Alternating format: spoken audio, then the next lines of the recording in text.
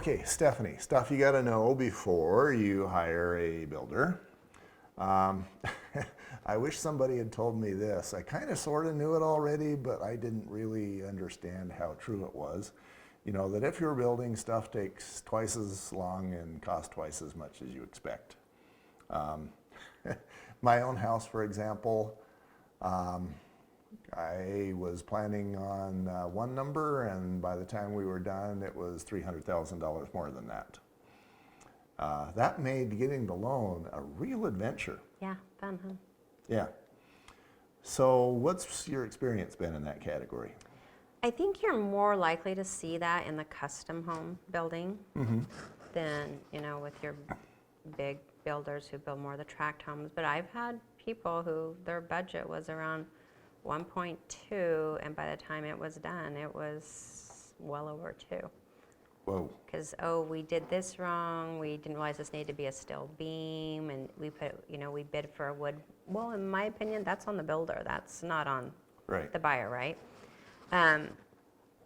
Again, look at the base price of the home and what their options are going to be. I personally was building a home with another big builder here in town, and it was going to be like 3,300 square feet unfinished basement.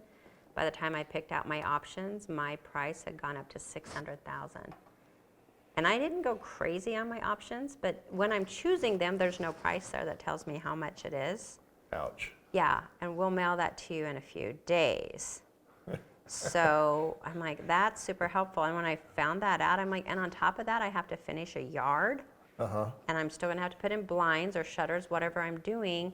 So those numbers just, it doubled in price. And I thought, why am I going to spend, $100,000 less than my own house is worth, for tons more space, bigger lot that's fully finished.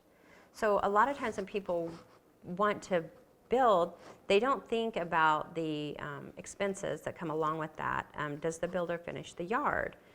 Do they finish just the front yard? Do they put in a sprinkler system? Do they include blinds? What's lumber going to do during your build? And then what is the time? I built a townhome up in Bluffdale that I signed the contract in January of 2018. They told me it'd be about 6 months. I didn't close on it until January 2019. It was an entire year. So in that time, did the price go up some? Yeah, it did. But, I would have liked to have had that property and put tenants in it long before then. Oh, yeah. Yeah, so those are just costs that you don't think about. It's great to get this brand new, Pinterest, Instagram-worthy home, just the way you want it to look with your white cabinets and your gray walls and, your laminate flooring. It's beautiful. But you are paying for that. And a lot of times when you buy, an existing home, you'll get the finished basement or you'll get all the landscaping in. So it is a trade-off. Yeah, new homes are considerably more expensive than the same number of square feet in an existing home. Is that true? It depends on the builder. Because some it's not. But I think overall, once you start adding all your other costs in that come in an existing home, yeah, I think that number can be higher. Yeah, I know my most recent home, for example, we started in January. We kind of indicated that we would be in August, and we moved in early December. And I think that's fairly common. Yeah. Well, it's hard because the market is so hard right now. There's just not enough subs to get all the work done. Right. And this sub might leave to go to this job if they're going to pay more, so it's hard to keep your subs. I've seen some of the big name contractors do that too. For example, for the subs, they've got all the work they want. So if this contractor doesn't pay me well and on time, and if he isn't nice to me and say kind things and give me a back rub, then I'm going to go to this guy. And that leaves this guy high and dry. Yeah. And then the buyers that bought from this guy, 4 months ago, they're just going, what? And a lot of them need in their homes. They've sold their homes or they're living with family, waiting because they expected their home to be done.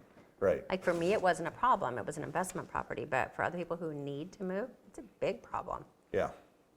Yep. Yeah, that was the reason why my daughter was melting down. Is she's in the basement, and she's sure, despite anything that I can say, she's sure that she's in imposition. So for her to be, to she was potentially going to lose the home. This was more than about losing the matte finish. That contractor was going to boot her. Boot her out, yeah. And yeah, it wasn't a good day for her. Well, and it didn't need to be that way is the thing. Yeah. Yeah. Okay. Let's see. Meltdown factor. Oh, this is a Julie thing. Maybe we don't go down that road. So my experience when we built a home, Julie basically did it. I was busy doing stuff. And she melted down a number of times because she just had 1,000 categories with 1,000 choices. Is this worth doing a section on? Maybe just real quickly. Okay.